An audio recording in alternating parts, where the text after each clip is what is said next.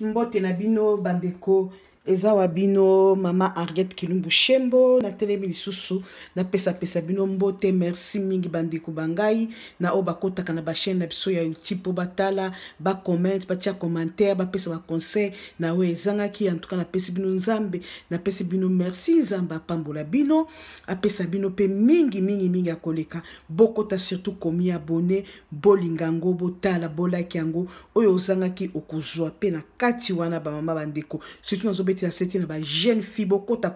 bokoyeba kolamba ata ozi bokilo na oti Afrique olambeli ya lobi. En tout cas loboko ezaka kaka ya bana Afrique ok tolanda lelo tozana elubu na biso bandeko tokende mingi te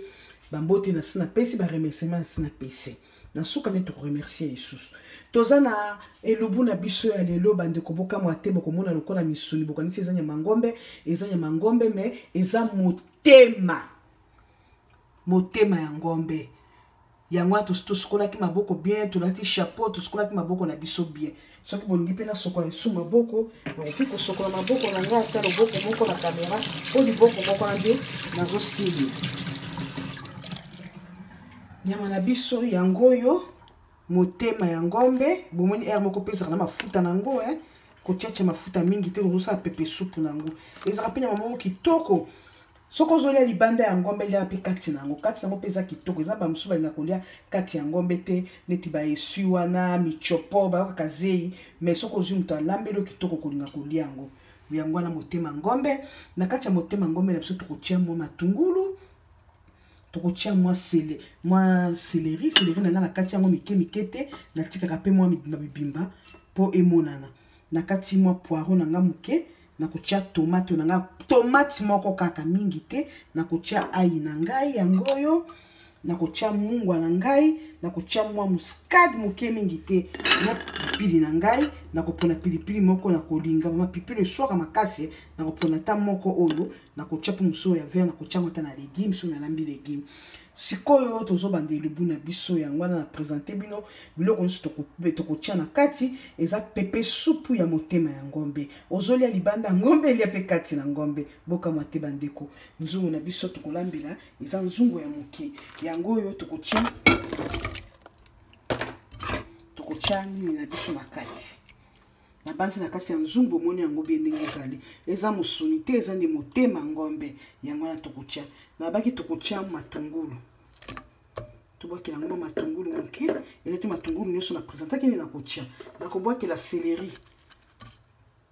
pepe sa tsunga mwa sola kitoko céleri na ngabuka mwa te bandeko na tika kango mwa mibiba po yango moko elembaka na mama na kotia siko mwa poireau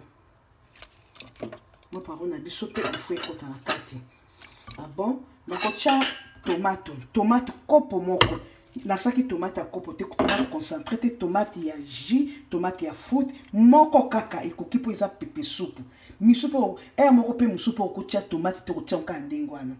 na kozwa na kotia mungwa na ngai mungwa pe mingi te bandeko tokoka komeka sima soki ekoti na kotia ai na ngai ai yango pe eleka te moke eza deja ai ya kotu te yango ya totie moke na kati na elubu na ngai na kotia mwa mbuma na ngai moko ya pilipili yango wana ka bebe ya pilipili na zwi mpenza ya bebe na kati nango na kotia pe mwa muscade nalingi te eleka na banzi biloko na ngai nyonso yango ekoki mpona yango moko mpe ezaka na mafuta mingi mais na kotiaka mafuta mokie eza pepe soupe ata moto ya régime akoki kolia tolingi mafuta eleka mingi te bandeko tokiba ya mafuta nsima nango na suka na kozwa mai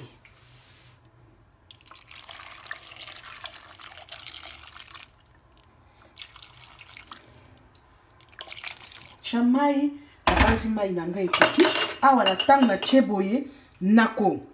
balola yango te na tie biloko nyonso tomato matungulu ai pilipili muscade mungwa na mafuta moke nako balola yango te nakozwa mfuniko na ngai na finiki elubu na ngai na finiki yango bopesa ngai ata 20 minutes ata 15 minutes topelisi